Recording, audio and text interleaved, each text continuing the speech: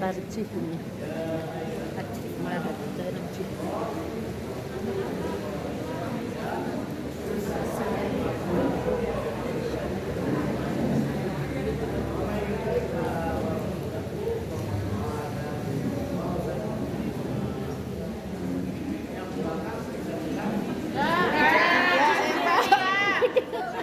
Kita mau jujur ya, Bu. Tengah-tengah, Pak. Seperti tadi juga.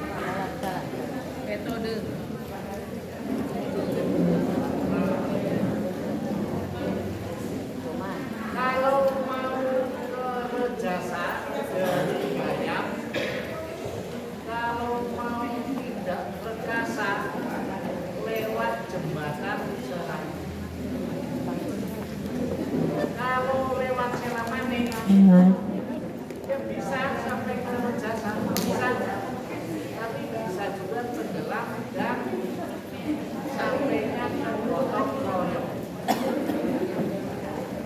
Gambarannya manhaj suatu jalan menuju yang boleh tidak boleh itu harus dilakukan supaya cepat sampai ke tujuan.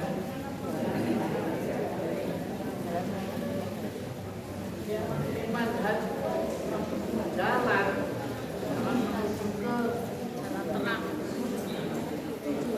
Jalan itu kan banyak sekali ya, tapi Muhammadiyah merumuskan jalannya terdekat untuk melakukan tarjih. Tarjih dari kata rajjaha, rajjih, tarjih artinya mengambil yang terkuat, mengambil yang terkuat, yang terbenar menurut ilmunya orang yang mentarjih. Tarjih dalam Muhammadiyah dilakukan bersama-sama, bukan sendiri-sendiri. Karena itu dinamakan usaha ini dinamakan musyawarah tarjih. Wa amruhum syura bainahum. Tarjih dalam Muhammadiyah sebelum dilakukan, para pesertanya, para pelakunya harus punya wawasan. Apa wawasan? Wawasan itu gambaran luas dari pikiran-pikiran seseorang. Kalau yang wawasannya luas,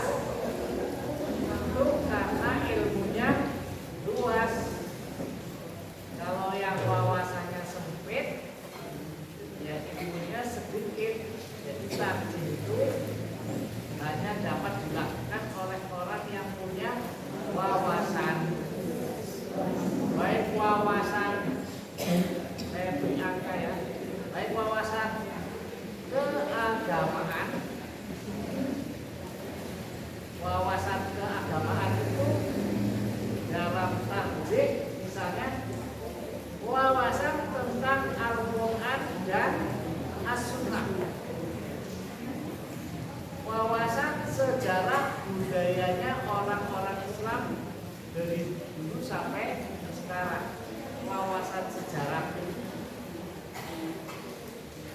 itu wawasan keagamaan.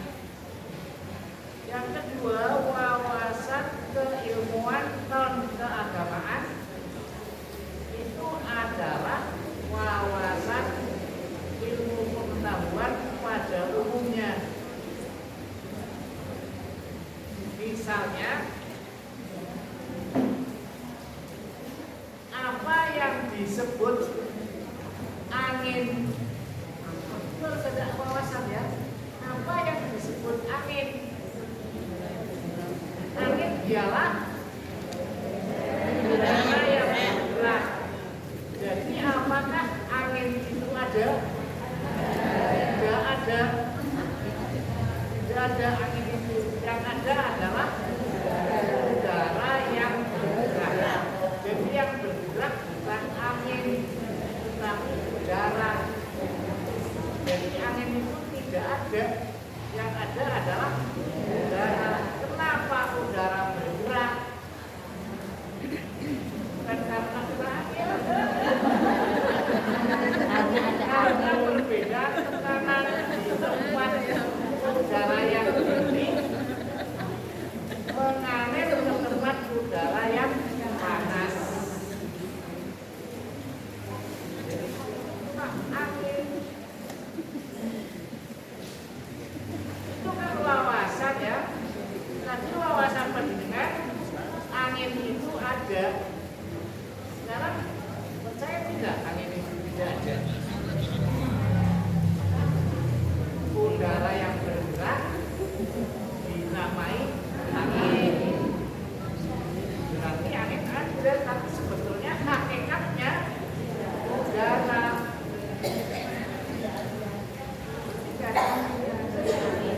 Udara bergerak. Karena itu Pak Dokter bilang tidak ada masuk angin. Masuk ke dalam bergerak. Manhaj keilmuan.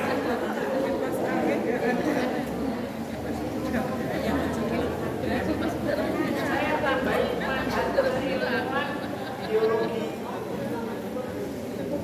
Manhaj wawasan keilmuan biologi. Apakah enzim siapa ya? Ya, katalisator itu ada di tubuh suatu makhluk ya.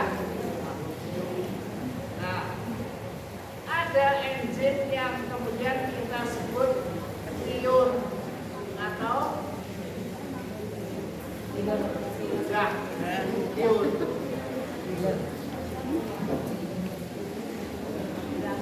Nah, sekarang saya kombinasi antara wawasan agama dan wawasan ilmu ya. Pertanyaannya, apakah di dalam Al-Quran ada pengharaman anjing? Apa ada pengharaman liur?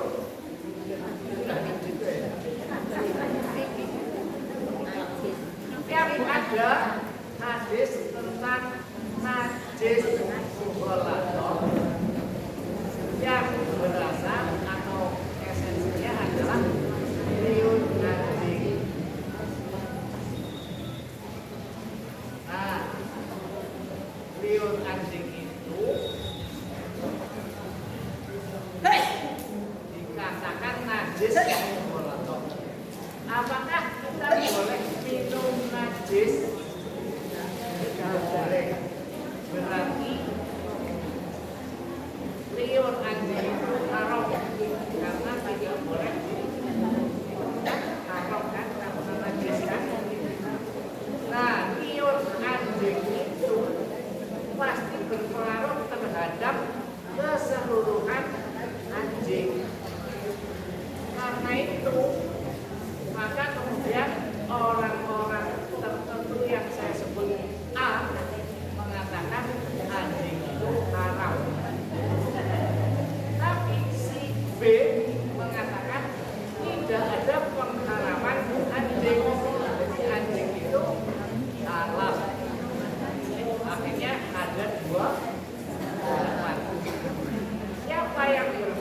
alam antara lain Hasan.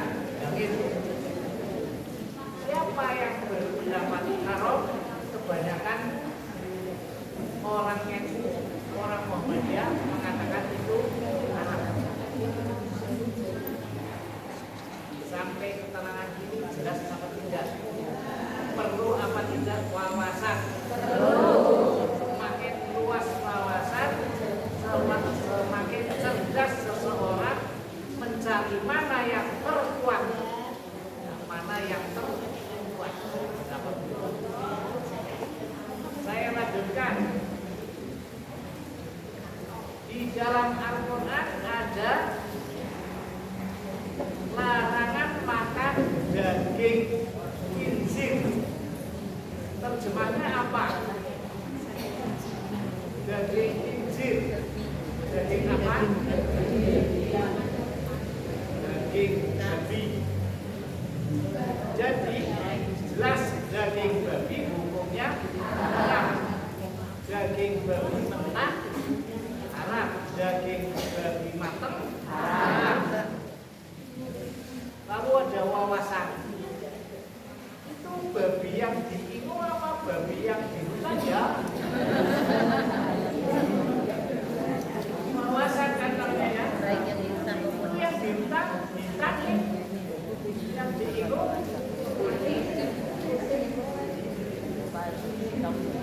Mana ya yang dimaksud babi di dalam Al-Quran itu yang putih apa ya?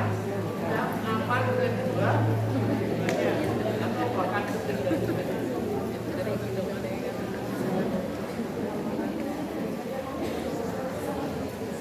jangan saja apa? Khinzir yang namanya babi. Yang diharapkan lahmul khinzir, daging khinzir. Apakah cengkil khinzir halal? Lokasi yang diharapkan kan ini kan cengkil.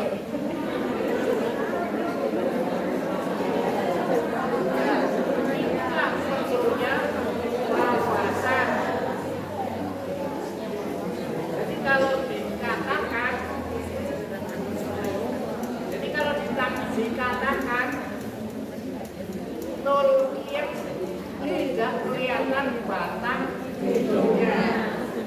Apakah dia ini pakai mikop apa dia tidak hadir?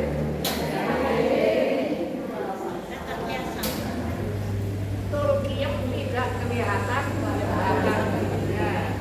Apakah Turkiye tidak hadir? Apa dia pakai mikop?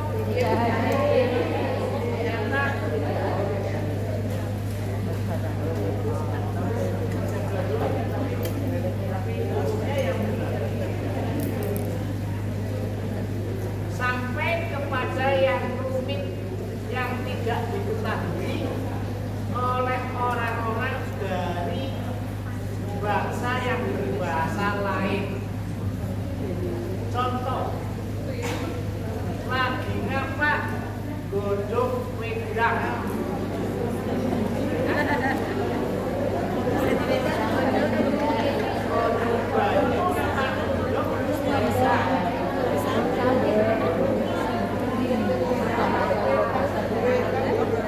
Ternyata menurut orang Jawa, godhong wedang itu mau bikin minuman.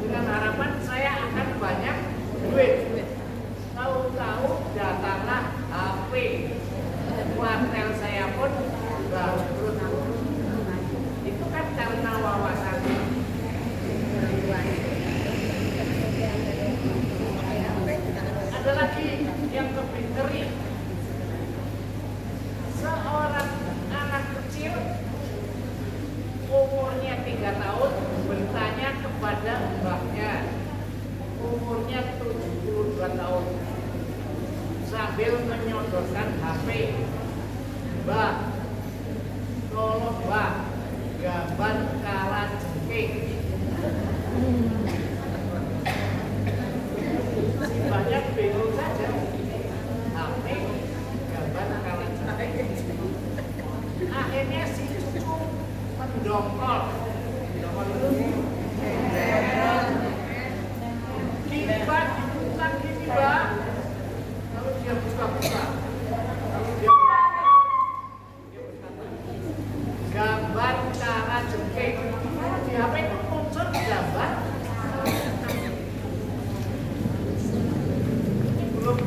belum instruksi lain ya.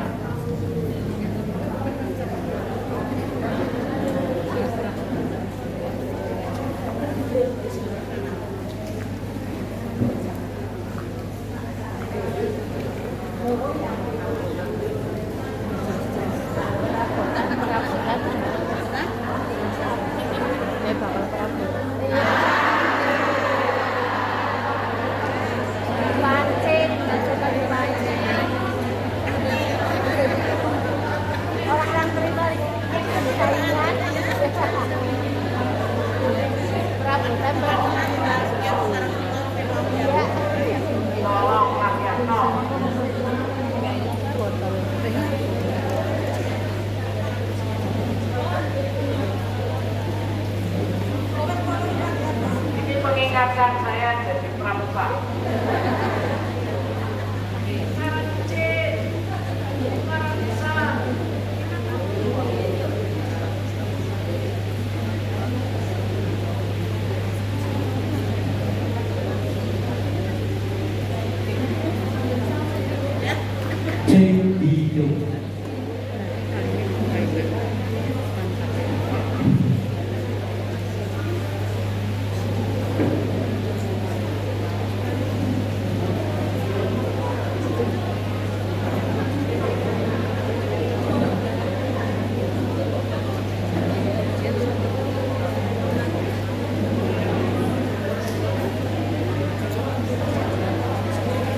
Mentarjih yang mencari hukum mana yang paling kuat, setidaknya punya wawasan keagamaan dan wawasan non keagamaan yang antara lain wawasan ilmu pengetahuan budaya, politik dan lain-lain menurut yang sedang dibahas. Selain itu wawasan tentang itu merubah keadaan.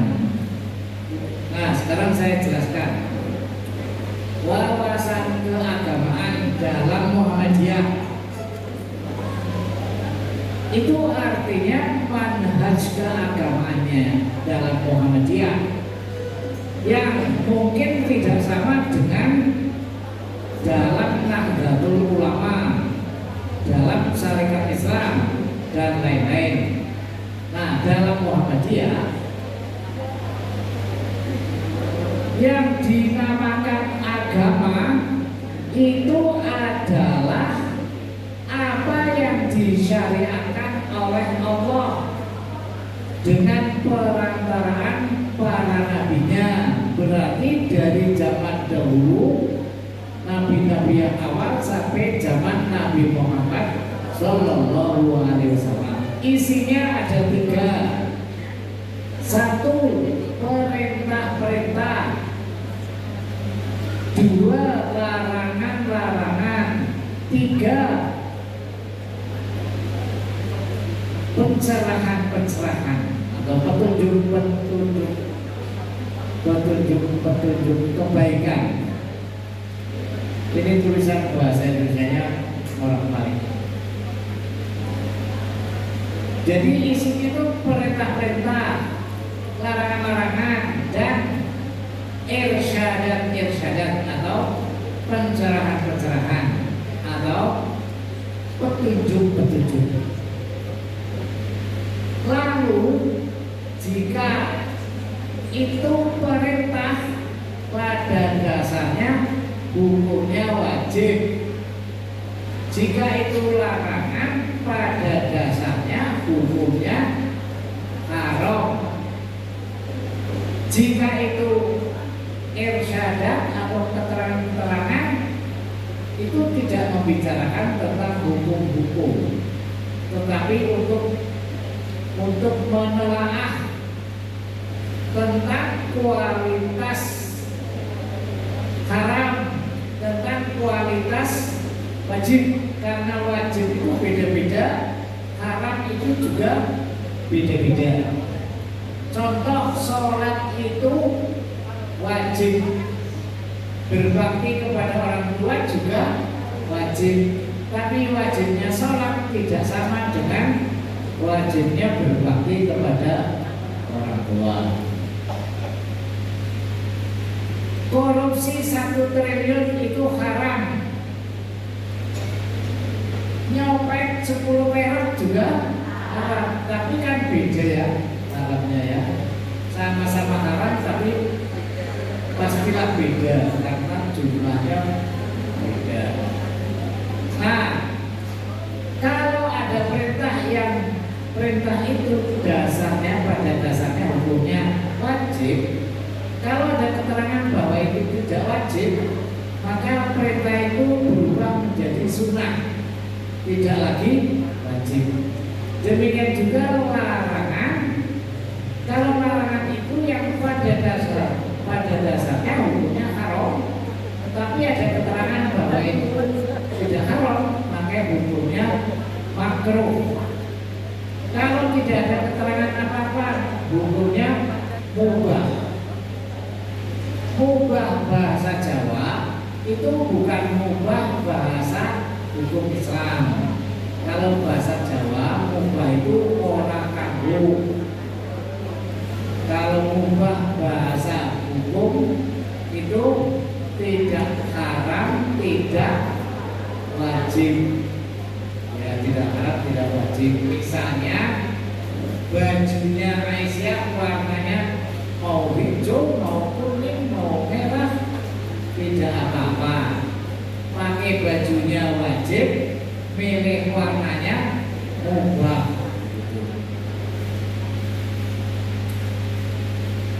Saya lanjutkan.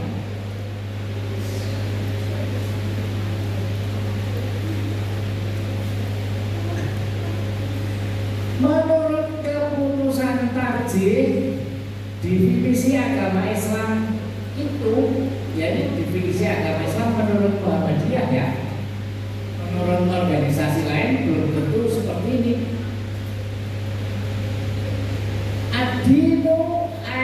Adinul Islamiyyu, agama, yakni agama Islam, alladzi ja'a bihi Muhammadun sallallahu alaihi wasallam, itu yang datang dibawa oleh Nabi Muhammad sallallahu alaihi wasallam.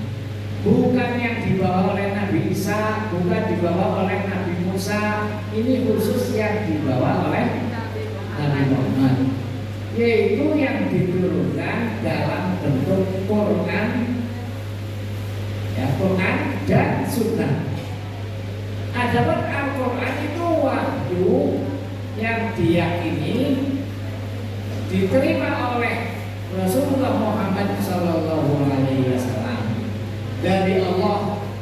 Ada yang melalui malaikat Jibril, ada yang melalui mimpi dan lain-lain. Dan Nabi Muhammad Sallallahu Alaihi Wasallam langsung memerintahkan sahabatnya untuk menulis, lalu ditulis. Yang ditulis itulah wahyu asli dari Allah Subhanahu wa Ta'ala. Kalau sudah lengkap, maka itulah yang disebut Al-Qur'anul Karim, yang punya nama-nama lainnya, Al-Quran, Al-Kitab, Al-Iqra, dan lain-lain. Jadi inti pengertiannya, wahyu itu didiktekan kepada sahabat-sahabat, lalu ditulis. Tulisannya dijaga terus sampai sekarang menjadi tulisan dalam kertas. Itu perkembangan ya. Tadinya ya ditulis di batu, di di kulit hewan ya. Sekarang ditulis di mana? Ada yang di kertas, ada di jejak digital. Jadi di HP juga ada Quran ya. Adapun hadis atau sunnah yaitu wahyu juga yang Allah berikan kepada Nabi Muhammad SAW. Tapi ada tapinya. Nabi Muhammad waktu itu melarang sahabatnya menulis. Jadi kalau yang hadis itu Nabi waktu itu melarang. Tapi yang namanya manusia dilarang juga masih ada yang mengerjakan, ditulis, dicatin gitu. Nah pada zaman khalifah barulah hadis-hadis itu ditulis. Nah yang ditulis, hadis-hadis yang ditulis itu juga wahyu, karena ada ungkapan wa yang anil hawa in huwa illa wahyu. Tetapi kalau yang Al-Quran itu ditulis oleh banyak orang, disaksikan oleh banyak orang. Kalau yang hadis itu ada yang ditulis oleh banyak orang, ada yang ditulis oleh sedikit orang, ada yang ditulis oleh hanya 1-2 orang. Ada yang tulisannya betul, ada yang tulisannya salah. Karena itu hadisnya itu ada yang sahih dan ada yang tidak sahih.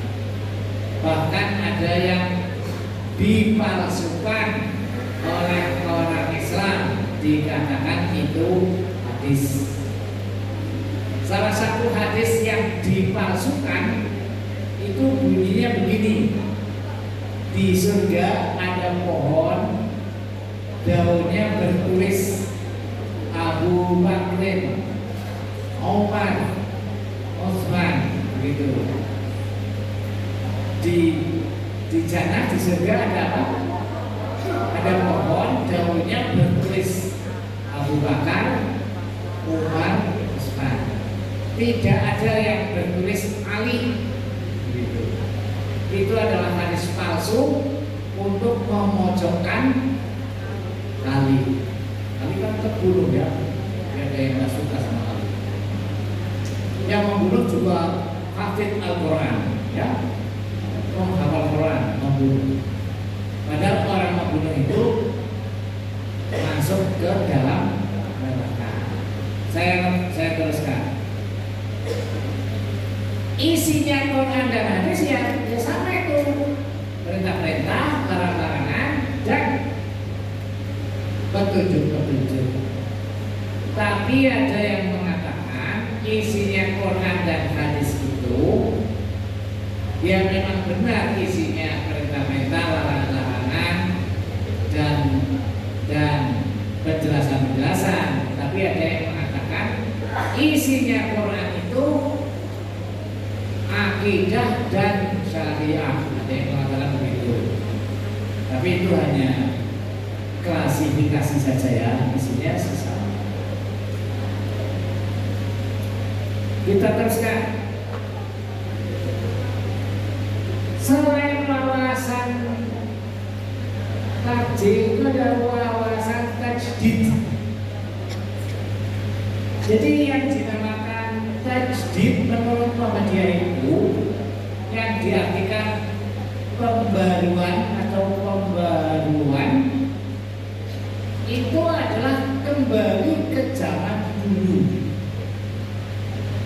Biasanya pembaruan kan ke zaman depan, ini malah ke zaman dulu, ke zaman Nabi Muhammad Sallallahu Alaihi Wasallam. Tetapi dengan pemahaman baru, kembali kepada Nabi, tapi pemahamannya baru. Jelas apa tidak? Contoh, untuk menentukan tanggal 1 bulan Ramadan diperlukan ruqyah, melihat hilal. Karena ada hadis sumu li ru'yatihi wa afiru li ru'yatihi. kembali ke zaman Nabi. Tapi zaman Nabi itu melihatnya dengan mata. Nah, kita ke zaman baru melihatnya dengan teropong dan alat. Nanti akan ada zaman baru lagi. Teropong sudah minggir, diganti apa? Diganti potret. Teropong diganti potret. Bagaimana teropong diganti potret? Jadi kalau teropong itu kan bisa jauh, nampak dekat ya. Potret juga begitu, tapi kalau jauh sekali kan jadi sulit ya. Tapi NASA itu badan antariksanya orang Amerika itu sudah bisa memotret yang jauh sekali. Nah, kalau ada potretnya berarti ada buktinya apakah hilal sudah muncul apa belum. Zaman dahulu mengukur tinggi sesuatu atau dalam sesuatu pakai tongkat ya. Zaman sekarang pakai apa? Pakai pantulan bunyi. Pakai pantulan bunyi ya. Jadi tidak perlu tali diulur-ulur ke sana.